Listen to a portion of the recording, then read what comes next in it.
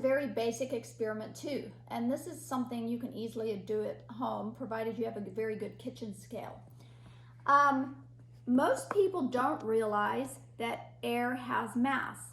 So we can prove it very simply just with some balloons. And my husband with the good lungs, he's gonna put 2 breaths in a green balloon, 4 breaths in a red balloon, 6 breaths in an orange balloon, 8 breaths in a yellow balloon, 2, 4, 6, 8. Who do we appreciate? Rito Masgrande. Someone with good lungs.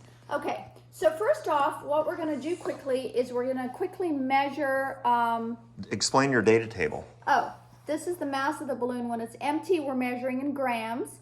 And this is the mass of the balloon when it's full. Okay? Go for it. All right, so here comes my green balloon. Sorry, I need a marker. And my green balloon, do you want a video so they can know that I'm not lying?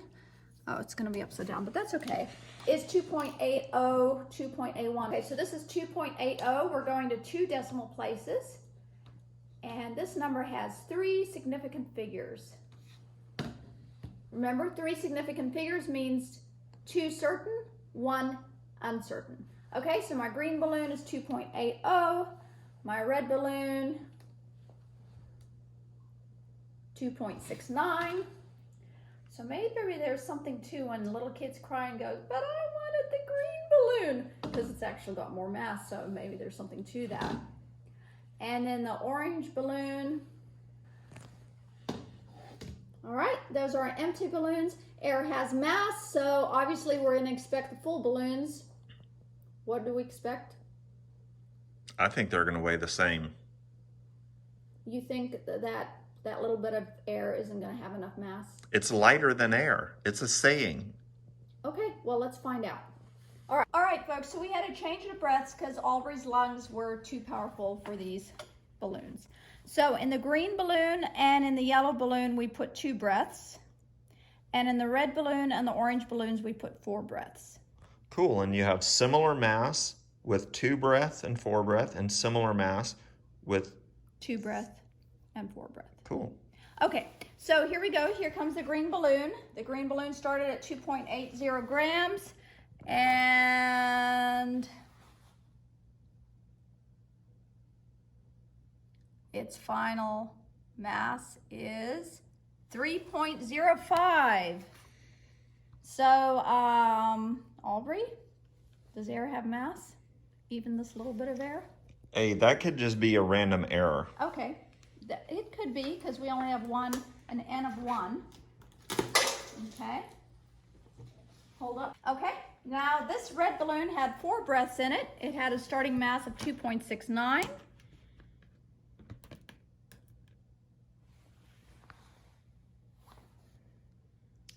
And it has a whopping final mass with air in it of, I need to stop talking. As I talk, I change the mass. Let me be quiet. 3.46.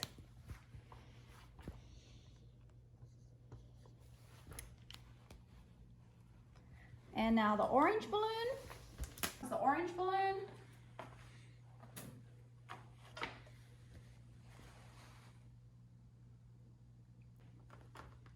The yellow balloon started at 2.68. To get it to stick to the tape. Look how similar it is. Yeah. 3.07. So, folks, does air have mass? Looks like it does. Let's go do some math on the board. Okay. All right. So we took this a lot further than we originally meant to, but it was very interesting to us. We just set out to show you that a balloon with air has slightly more mass than a balloon without air, and we proved that yes, air has mass. People don't think air has mass because we live and we work in it and we don't perceive the mass. But yeah, you've got air sitting on you all the time and you're under atmospheric pressure. So next time someone says I'm under so much pressure, you can say so am I, and we're at sea level, so 101.3 kilopascals, same as you. But anyway, let's go back to these balloons. So what we did was we had different amounts of breaths. So we divided by the number of breaths to get, this was the difference. So empty, full, we just took the difference. So the weight of the air in the green balloon, the air weighed 0.25 grams. Yes, 0.25 grams. In the red balloon, it weighed 0.77 grams, but he had taken 4 breaths. In the orange balloon, the difference here is 0.64 grams. He had taken 4 breaths. And in this balloon, 0.39, he had taken 2 breaths. Now we try to keep our sig figs correct, right? When you're subtracting, you can only be as significant as the number of decimal places. That's why we have 2 decimal places in all our answers here. Then we figured out the mass per breath so that we could do a direct comparison, because we can't really compare these real well yet. So we divided this by 2, we divided this by 4, we divided this by 4, and this one by 2, and then we took the average of the 4, and we said that Aubrey has about 0.17 grams of air per breath. Now, we're interested in scuba tanks, and we know that 1 cubic foot of air is 0.081 pounds. So what we did was we converted his grams per breath to pounds per breath because we wanted to relate it to scuba tanks. So 3.75 times 10 to the negative 4th pounds per breath. Pounds of air per breath, right? Pounds of air per breath, yes. Okay, so then we use my favorite thing, dimensional analysis, because if you set things up correctly in dimensional analysis, remember you don't need to decide if you divide or multiply, the grid tells you. I use this all the time at work, for real. Good for you. Okay, see guys, I told you, you'll always use this. All right, anyway, this is 3.75 times 10 to the negative 4th pounds per breath. There's 1 cubic foot per air in with 0.081 pounds. Our pounds cancel. This line means divide.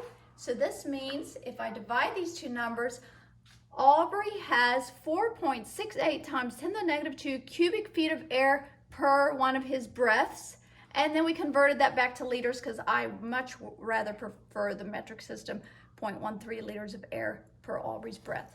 Can I tell them their homework? Yes, you can tell them their homework. All right, so here's the deal. I'm a scuba diver. We have scuba tanks. Scuba diving's awesome. If you've never been in Jupiter, you'll see lots of sharks. And I don't know if you're supposed to see all of this, but at least you're going to see a picture of an empty scuba tank that weighs 32 pounds. You're going to see a partially full tank that weighs 38.8 pounds. If you know that 1 cubic foot of air equals 0.81 pounds, the question is, how much air is in the partially full scuba tank? Check it out.